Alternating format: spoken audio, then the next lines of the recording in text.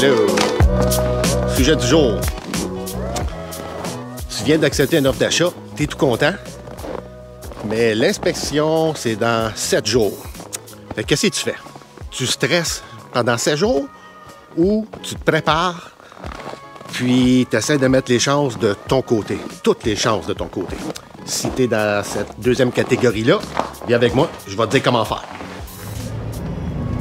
Bon, l'inspection s'en vient dans une couple de jours. Qu'est-ce qu'on fait?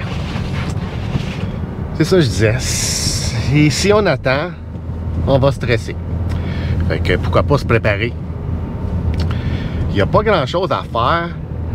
Ça coûte pas de l'argent, excepté le dernier point que je vais dire. Tout le reste, on peut s'arranger juste en faisant tout nous-mêmes. Bon. Première chose que je vais mettre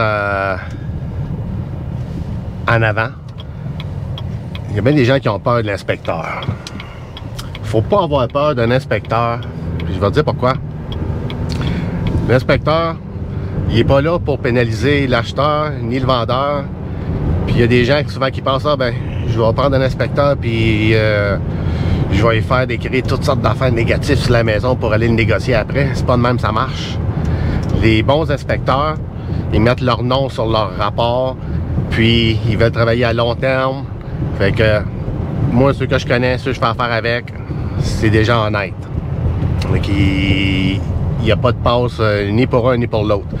Lui, il est là surtout pour décrire l'état actuel de la propriété. That's it. Il n'est pas là pour faire passer la maison, faire faillir la maison ou quoi que ce soit. C'est pas ça son but. Fait qu'il faut pas avoir peur d'eux autres. Ça, c'est la première chose. C'est des professionnels. Sauf que c'est quand même des êtres humains. Puis un être humain, ça peut faire des erreurs. Fait que moi, qu'est-ce que je pense que c'est bon de faire, c'est de les aider au maximum pour qu'ils fassent leur job facilement, plus vite, puis avec le plus d'informations qu'ils peuvent avoir. Ben, ça arrive souvent que je vais, avec mes acheteurs, je vais faire une inspection. Puis, on arrive dans la maison, il n'y a aucune information autre que la déclaration du vendeur puis le descriptif. That's it. On n'a pas rien. Puis ça arrive souvent que l'inspecteur il dit des affaires que je suis pas trop sûr, que je dois vérifier directement sur le champ. Fait que c'est pour ça que je trouve que c'est important de se préparer quand il y a l'inspection qui arrive. Fait que la première étape, super simple, tu fais du ménage chez vous. Du ménage. Qu'est-ce que je veux dire par du ménage? Parce que je vois ça souvent. Il y a des gens qui, c'est normal, quand on déménage, on fait des boîtes, des fois on est entre deux, tu sais, entre deux maisons, quelque chose. Ça arrive souvent qu'on arrive faire une inspection. Exemple, on s'en va dans le sous-sol, mon inspecteur veut vérifier le clapet, mais le clapet est en dessous des marches. Fait que en dessous des marches, d'habitude, c'est du storage. Fait que l'inspecteur, il va pas là. Puis moi, c'est pas chez nous. Puis mon client, c'est l'acheteur, puis lui, il peut pas toucher à rien de ce qu'il y a là, c'est pas de ses affaires à lui. Fait que quand ça arrive, ben, l'inspecteur, il dit sur son rapport, j'ai pas pu vérifier le clapet, par exemple. Ça peut être la toiture, l'accès est bouché, ça peut être n'importe quoi. Ça peut même être, souvent, j'ai vu des chambres dans le sous-sol, que c'est une chambre à débarras. L'inspecteur, il ouvre la porte, puis il y a des boîtes partout. Mais tu peux pas aller voir s'il y a de l'humidité dans les coins. Tu peux pas comme faire une bonne inspection, ça.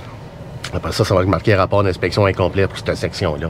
Fait que si tu veux pas éviter ça, parce que si c'est ça qui arrive, l'acheteur sera pas trop content puis il va vouloir une deuxième expertise. Pas une deuxième expertise, mais une deuxième fois qu'on retourne sur les lieux, exemple. Mais si tu as fait affaire avec les bons inspecteurs, ça se peut que ton bon inspecteur il n'ait pas le temps de repasser dans les 3, 4, 5 prochains jours, puis là, tes délais s'en viennent, qui expirent. Fait que là, qu'est-ce qui arrive? C'est que les gens, par exemple, la toiture, l'inspecteur ne peut pas venir, ben l'acheteur, il va appeler un gars de toiture. Qu'est-ce que vous pensez qui arrive après ça? Le gars de toiture va vouloir, pas tout le temps, mais ça arrive, le gars de toiture, il va dire, ah, il y a ça a changé. Lui, il dira peut-être pas, ah ben, il y a ça, que c'est préventif, que ça serait bon de le faire, c'est pour telle affaire. Un inspecteur, ça parle comme ça, mais d'habitude, quand quelqu'un veut vendre l'intérieur d'une toiture, par exemple, il manque la laine ici et là, ben, on va te refaire la laine au complet, juste tant qu'à juste shooter une petite, etc. Je dis pas que c'est tout le temps de même, mais, comme je te dis, si tu veux tout le temps mettre les chances sur ton bord, fais du ménage, enlève toutes les boîtes partout pour que l'inspecteur puisse avoir accès partout. Ça, c'est l'étape la plus simple. La deuxième, c'est faire le tour de ta maison à l'extérieur. Voir s'il n'y a pas des nouvelles fissures ou quoi que ce soit, manque du caulking, silicone. Ça pourrait être à l'intérieur quand tu vas rentrer dedans. Regarde aussi la plomberie, tout ce qu'il y a de l'eau. Souvent, on ne sait même pas quand ça coule. Hein? Des fois, ça peut juste couler une petite goutte aux 2 minutes. Fait que, ouvre ta champleur, tes robinets tout, tu laisses couler ça un bon 2-3 minutes, puis regarde en dessous vraiment, faire sûr que tout est correct. Mais même affaire avec la salle de bain. Regarde si tes silicones sont bien posés, toutes des petites affaires. Ça veut pas dire que ça va faire passer ton inspection, mais s'il y a plein de petites choses, ben ça va laisser peut-être une impression à l'inspecteur que ta maison t'en laisse aller. Donc, le plus clean qu'elle est, le mieux que c'est.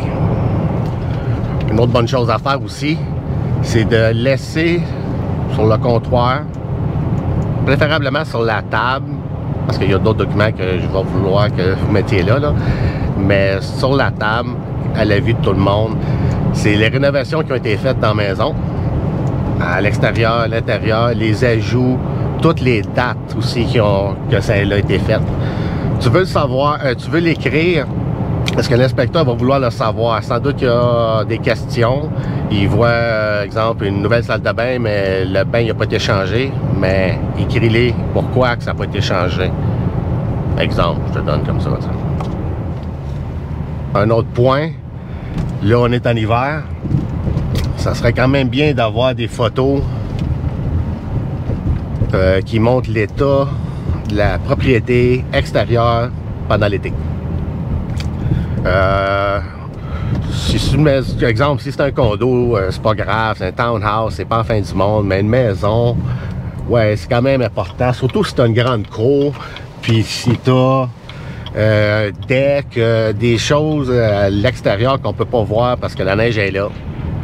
Donc ça serait quand même bien important de, pas de le mentionner, mais de le montrer au monde qu'il y a ça. C'est pas plus un plus ou un moins, mais c'est que supposons qu'il y a des bosses à gauche puis à droite dans la neige, ben l'inspecteur va certainement avoir des questions. Puis comme je vous disais tantôt, ça ne veut pas dire qu'il va dire des affaires tout croche, mais si on veut mettre toutes les chances sur notre bord, les photos sont là pour prouver c'est quoi. Un autre bon point aussi, c'est de laisser sur la table la déclaration du vendeur puis le descriptif centriste.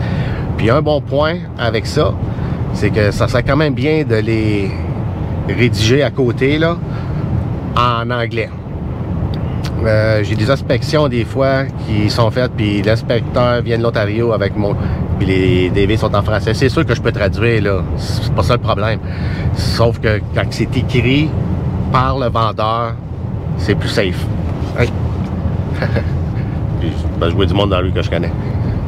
Fait que c'est pour ça, la déclaration du vendeur, c'est important qu'elle soit là, préférablement dans les deux langues. Un autre point que je trouve quand même assez important, c'est que le vendeur, je trouve, comme moi je dis à mes clients quand ils vendent leur maison, puis l'inspection, exemple, mardi à 9h30 le matin, bien, je leur dis à mes clients, peux-tu rester accessible au cas que le courtier là-bas, il m'appelle avec des questions, puis c'est la panique ou quelque chose, il a besoin d'une information là parce que le client est stressé, bien moi je peux-tu t'appeler, puis on va régler ça tout de suite. Fait que moi, mes clients, je les prépare tout le temps comme ça. Fait qu'à chaque fois qu'il y a une inspection dans une de mes maisons, même si je suis pas là, je demeure accessible pareil, par téléphone, puis mes clients aussi. Juste au cas. Donc à chaque fois que je fais une offre d'achat sur une maison, ben j'essaie aussi de voir si cette partie-là sont aussi accessibles au cas qu'il arrive quelque chose. C'est pas grand-chose, mais c'est le fun quand il y a 2-3 affaires, que, exemple, que c'est négatif dans la propriété, puis là, la quatrième, le courtier est un peu stressé, fait que là, il m'appelle, puis on règle le problème direct là. Mais c'est le fun. Au moins, l'acheteur, il est content, il est plus safe. Fait que c'est une bonne affaire à faire. L'avant-dernier point, qui est quand même très important, je sais que ça a l'air un peu banal, c'est les documents. Mais c'est bien important. Je sais encore que les documents sont tous sur Centris, habituellement. Les plus importants sont là. Mais moi, qu'est-ce que j'aime faire, c'est mettre des documents là pour aider l'inspecteur. Au cas qu'il arrive quelque chose, ou qu'il se pose des questions, ou qu'il dise quelque chose que un petit peu trop étiré, mettons, de négatif, mais j'aimerais ça au moins que les papiers soient là pour prouver que ça ne l'est pas, exemple. Fait que le premier, le plus simple, le compte de taxes. La raison principale, parce que ça m'est arrivé une couple de fois, mon client, il construit un nouveau garage, là, il vient de le construire. Puis là, l'inspection, elle arrive, puis l'inspecteur, il dit, ah, ben, il y a un nouveau garage, c'est le fun. Puis la personne, elle demande, ah, ben, c'est cool. Ça fait-tu monter mon compte de taxes? L'inspecteur va dire, ben oui. Ah, ben, de combien? Ah, ben, je sais pas, peut-être une couple de 1000$. C'est peut-être pas ça. c'est pas ça, tu sais. Fait que c'est le fun quand c'est là. Fait que la personne, elle peut voir, ah oui, il y a un nouveau garage. Il va regarder sur le compte de taxes. Ah ben non, c'est correct. Le compte de taxes, il est ici, là, il vient juste comme de sortir. Fait qu'on est correct pour les prochaines années. Ça peut être une extension sur une maison. Ça aussi, là, j'ai entendu des affaires un peu négatives là-dessus.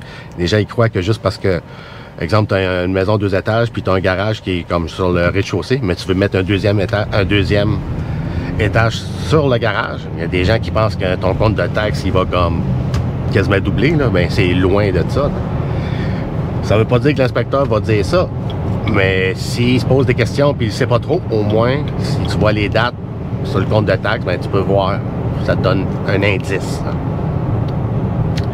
Le compte de taxes, c'est pas mal important. L'autre chose que j'aime ça mettre sur la table, c'est le compte, la facture d'assurance. Ça, c'est surtout pour le monde qui ont des foyers. Je veux montrer aux gens que, regarde, la maison, il y a une assurance dessus, puis un foyer, puis tout est correct. Ou ceux qui ont des piscines, qui n'ont pas de clôture, à l'entour de la piscine, je parle. Pas à l'entour du terrain. Le terrain, il est clôturé, mais là, il faut mettre une clôture à l'entour de la piscine. Mais c'est pas tout le monde qui l'a fait. Mais il y a des gens qui se demandent, ouais, mais ça va-tu être assurable? Si l'inspecteur dit, ah, ben là, il faut une clôture, c'est absolument, sinon ça marche pas. C'est pas que ça marche pas. Fait que, au moins, tu as la preuve que oui, il y a quelqu'un qui l'a assuré. Deux autres factures que j'aime bien avoir aussi, là, c'est les comptes de taxes, puis compte de chauffage, compte d'hydro, là. Tout ce qui fait chauffer la propriété. La raison pourquoi j'aime ça avoir ça, parce qu'il y a plein de croyances qui sont un peu off, sont pas trop comme précises. Exemple, on va, une vieille maison 1940 ou 1940. Que ça se peut peut-être que l'inspecteur dise ah, ben des vieilles maisons comme ça, c'est plus dur à chauffer. Ah, ben les murs sont moins isolés, etc. Il peut dire n'importe quoi. Ça ne veut pas dire qu'il va dire. Parce que j'ai bien des inspecteurs amis, fait que je veux pas qu'ils disent hey, je dis jamais ça. Je le sais, mais juste au cas. Fait que tu mets les chances sur ton bord. Fait qu'au moins tu as la facture. Fait que tu peux voir comme c'est quoi, combien ça coûte. Hein? Une autre chose aussi avec le compte d'hydro. Exemple, les plafonds cathédrales. Il y a bien des gens qui croient que ça coûte vraiment plus cher chauffer ça parce que tu as un plafond cathédrale. Il y a du monde aussi qui croit que ça coûte vraiment plus cher. Exemple, tu as ton deuxième étage, puis tu as des bay windows d'en haut en bas, là, des murs de fenêtres d'en haut en bas. Ouais, c'est sûr que c'est un petit peu plus cher, mais c'est vraiment pas comme une grosse différence. Là. Fait que c'est le fun de l'avoir là, au moins on le sait, puis on sait à quoi s'attendre. Puis ça montre aussi un bon tracking à la personne. La maison est quand même bien isolée. Regarde, ça me coûte X montant. Un autre bon document à avoir, c'est... Tantôt, je parlais des rénovations, des dates, tout ça. De les écrire. Mais avoir tous les documents par rapport aux rénovations. Les garanties, c'est qui a fait quoi, même les numéros, puis les cartes d'affaires des contracteurs, etc., etc. Avoir tout ça là pour qu'au moins... Qu'est-ce que ça prouve? C'est que Exemple encore, supposons qu'il y a une petite rénovation qui a été faite. Exemple, je le vois souvent dans les céramiques. Les céramiques sont bien posées, mais le coulis, le grout entre les céramiques, comme il sort, puis il s'en va, il est noirci, etc. T'sais. Puis des fois, c'est même pas une job de 2 ans, une job neuve, là, que ça vient d'être fait. Souvent parce qu'il manque, et on met un stuff par-dessus pour pas que la moisissure colle dessus, etc., etc. C'est bien rare que le monde le mette. Fait que, supposons que tu as des petits problèmes comme ça, là, ça peut peut-être donner une impression à l'inspecteur. Puis en plus que si t'as pas de papier là, ben, ça peut peut-être dire ah ben oui, l'inspecteur peut bien dire ah oui, il y a une nouvelle cuisine, mais il faudra voir ce qui l'a fait. On sait pas qui l'a fait. Des choses comme ça. Tu veux pas ça. Avec le plus de documentation que tu peux faire, que tu peux mettre par rapport à tes rénovations, mieux que c'est. Comme je vous disais tout à l'heure, les numéros de téléphone, mais tu mets juste les cartes d'affaires. Au plus pire, tu prends une photo depuis tes mails là. Les contracteurs. Un autre bon document à avoir, super important celle-là, les garanties transférables. Ça, mettez-les sur la table aussi, c'est très important. Surtout pour les thermopompes, les nouveaux acclimatisés. C'est bon de le montrer que, ça vient d'être acheté, mais surtout que la garantie est transférable. Mais faites sûr qu'elle est transférable vraiment, là. Parce qu'on entend souvent dire ça, c'est transférable, on appelle la compagnie, puis non, ils n'ont pas payé pour que ça soit transférable. Fait que faites sûr que ça l'est avant de mettre juste les documents là. Bien important. Puis le dernier point, que je trouve que c'est le plus, ben pas le plus important, parce que tout le reste, c'est bien important. Le dernier point ici, c'est comme un plus, comme ceux qui veulent aller encore une petite coche plus haut. Je vous suggère de faire une pré-inspection. Surtout si vous n'êtes pas sûr de votre maison. T'sais, vous n'êtes pas trop réno, puis vous ne connaissez pas trop ces affaires-là. Ça fait peut-être 7, 8, 10 ans que tu restes là. Tu ne sais pas qu'est-ce qui se passe dans le grenier. C'est quand même bon de faire une pré-inspection. Une inspection au début, là, j'aurais dû parler de ça au début.